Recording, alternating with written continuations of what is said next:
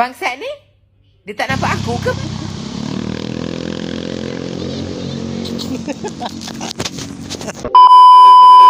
Bismillah, Assalamualaikum warahmatullahi wabarakatuh.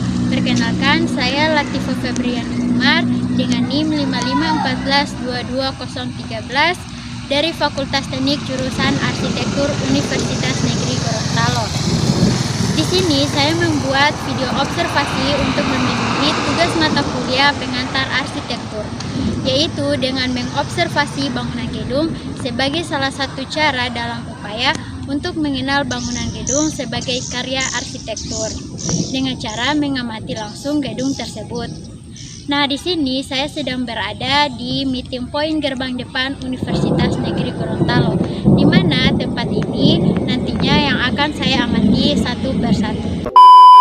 Untuk pengamatan paling pertama saya yaitu ada tulisan merah yang bertuliskan Universitas Negeri Gorontalo yang posisinya berada tepat paling di depan di gerbang depan Universitas Negeri Gorontalo. Nah, selanjutnya bergeser sedikit ke belakang dari tulisan Universitas Negeri Gorontalo, kita akan mendapatkan beberapa tiang yang berdiri berbentuk persegi 5 yang berwarna gold atau berwarna emas. Masih di area sini terdapat beberapa lampu hias seperti ini yang terdiri dari 6 tiang yang mengelilingi taman ini yang gunanya digunakan untuk pencahayaan di malam hari. Nah, setelah itu bergeser sedikit dari arah sini ke arah paling tengah di depan gerbang Universitas Negeri Gorontalo, kita akan mendapatkan tiang yang berdiri tegak seperti ini yang memiliki kurva segi 5 sama sisi yang terdapat di bagian paling atas, yang dimana merupakan ornamen khas daerah Gorontalo yang melambangkan 5 sila dasar negara Pancasila yang menjadi asas Universitas Negeri Gorontalo, serta 5 sandi peradaban Gorontalo yang disebut Payu Limo Totalu Lipu Pei Hulalu. Selain itu melambangkan kebudayaan, keteguhan, dan kejayaan suatu martabat dan melambangkan hari bersejarah masyarakat Gorontalo, di mana tanggal 23 Januari 1942 sebagai Hari Kemerdekaan Masyarakat Gorontalo dan sekaligus tanggal 23 Juni 2004 adalah hari peresmian Universitas Negeri Gorontalo oleh Bapak Presiden Republik Indonesia. Nah, tepat di paling belakang tiang besar ini atau bangunan besar ini terdapat tiang-tiang kecil. Terdapat tiang-tiang kecil yang saya tidak tahu fungsinya ini untuk apa, tetapi mungkin ini fungsinya untuk sebagai hiasan di belakang tiang ini. Nah, di sini terdapat tiang-tiang kecil seperti ini. Nah, kita akan melihatnya dari arah jauh. Nah, dari arah jauh ini posisinya seperti ini di belakang tiang besar. Nah, seperti ini.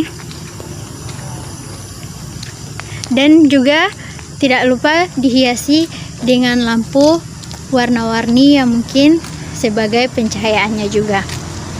Setelah itu bergeser dari arah sini ke arah sebelah kanan saya, yaitu di sebelah sini terdapat gedung 2 lantai yang setahu saya ini dinamakan bangunan meeting point atau tempat titik kumpul para mahasiswa mengerjakan tugas-tugas kecil atau sebagai tempat untuk melakukan forum-forum kecil organisasi mereka.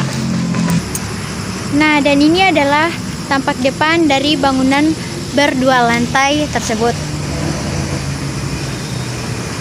Nah, dan di depan bangunan ini terdapat sepanjang tanaman hias yang gunanya untuk menghiasi bangunan tersebut.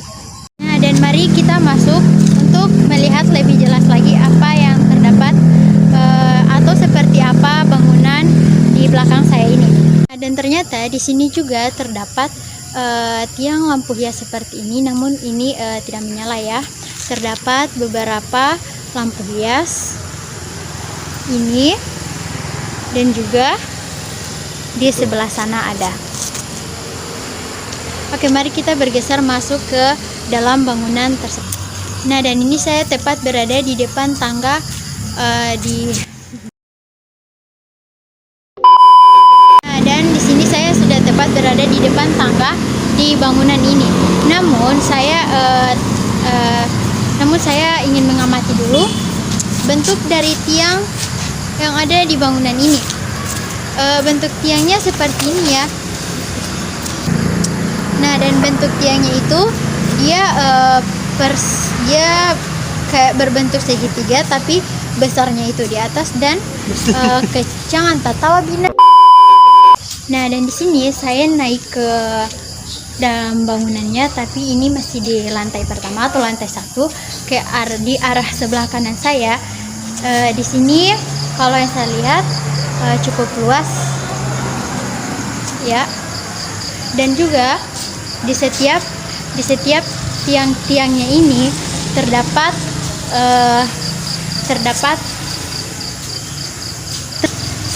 cokrol seperti ini, dan itu gunanya untuk mahasiswa jika HP-nya. Halo guys, jangan lupa mandi ya. Lobet. Nah, selain cokrol tadi, di tiang sini juga terdapat saklar yang gunanya untuk menyalakan lampu yang ada di sini. Ya. Nah, selanjutnya kita ke arah sebelah kiri saya. Di sini juga sama ya seperti tadi. Tempatnya luas. Dan di sini terdapat tabung yang fungsinya untuk digunakan jika terdapat hal-hal yang tidak diinginkan. Satu tadi untuk pencahayaan atau lampu yang berada di lantai 1 ini, di sebelah kiri sini terdapat 11 pasang lampu yang terdapat, dan di sebelah sana terdapat 7 lampu. Jadi total lampu yang berada di lantai 1 ada 18 lampu. Sekarang kita akan naik ke lantai 2 di bangunan ini. Nah, setelah menaiki tangga pertama, kita akan mendapati 2 buah tangga yang di sebelah kiri dan juga di sebelah kanan. Dan kita akan naik lagi ya. Nah, dan inilah penampakan yang terdapat di lantai 2. Nah, dan untuk luasnya tadi sama dengan luas di lantai 1. Namun yang membedakan lantai 1 dan lantai 2, jika di lantai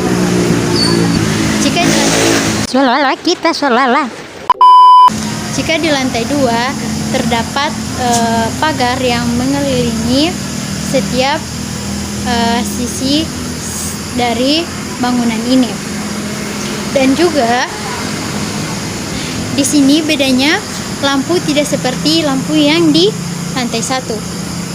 Dan untuk bentuk lampu di lantai 2 ini seperti ini. Jadi beda ya di lantai 1 dan lantai 2. Ini bentuknya seperti ini. Untuk jumlah lampu yang berada di lantai 2 itu sama juga dengan yang berada di lantai 1, jumlahnya 18. Untuk tiang-tiang yang di lantai 2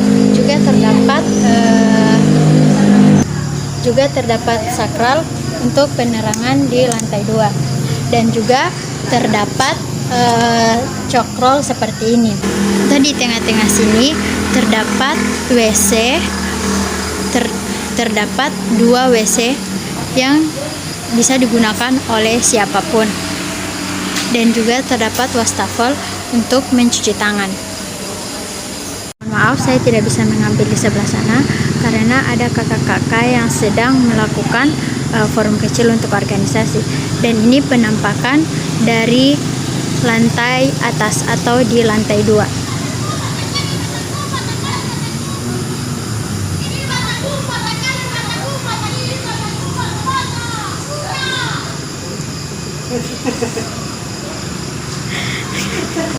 Nah, setelah dari sini kita ke arah belakang terdapat bangunan segi empat seperti ini yang kita lihat di dalam bangunannya ini.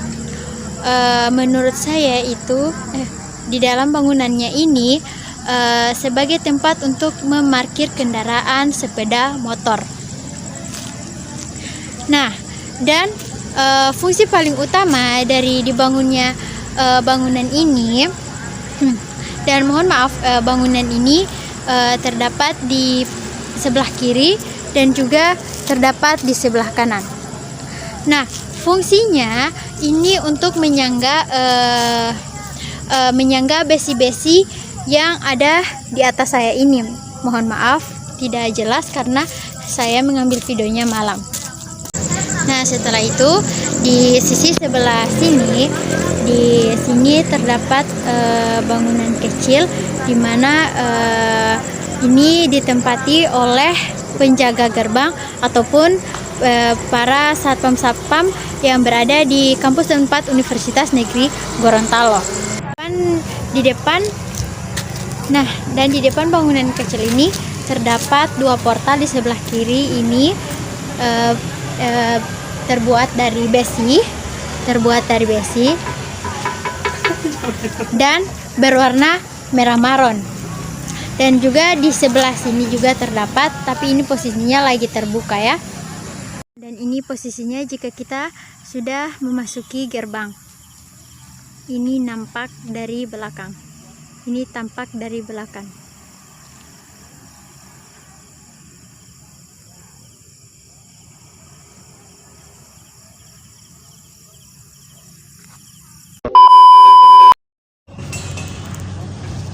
Bismillah, bada salam. Sekarang saya sudah berada di bangunan kedua, yang dimana saya memilih bangunan Menara Keagungan yang terletak di Kota Limboto.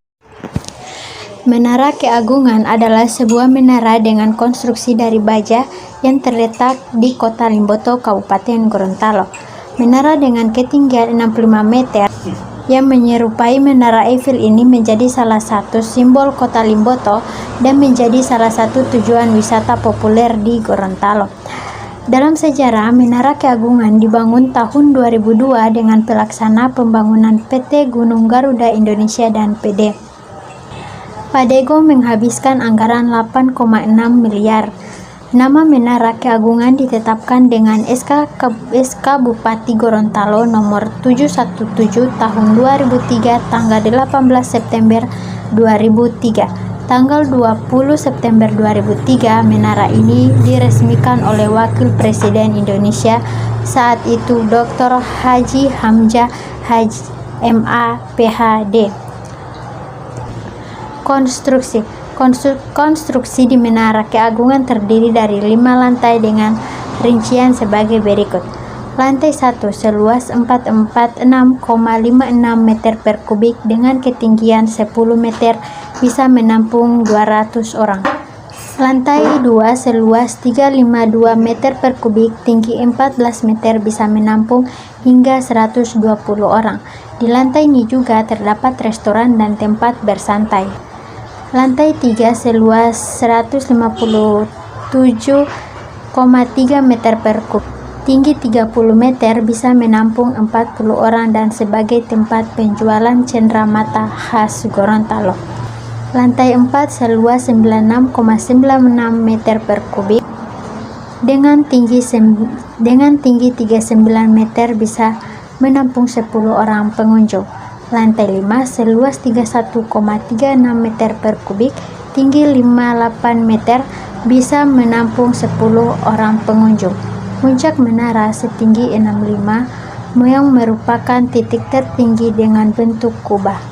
Untuk menaiki menara ini bisa dilalui dengan dua cara, yaitu dengan menaiki anak tangga dan bisa juga dengan lift. Lift hanya sampai di lantai 3. Untuk naik ke lantai 4 atau lantai 5 harus menaiki anak tangga.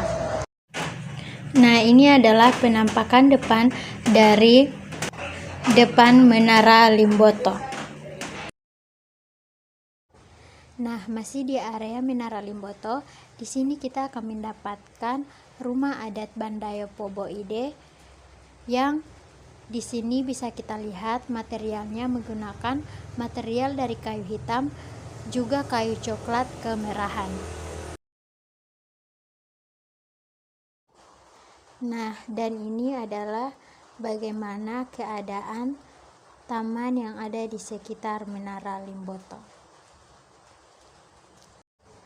Nah, di sini juga terdapat jalan bagi pengunjung jika ingin mengelilingi sudut-sudut dari taman yang ada di area Menara Limboto.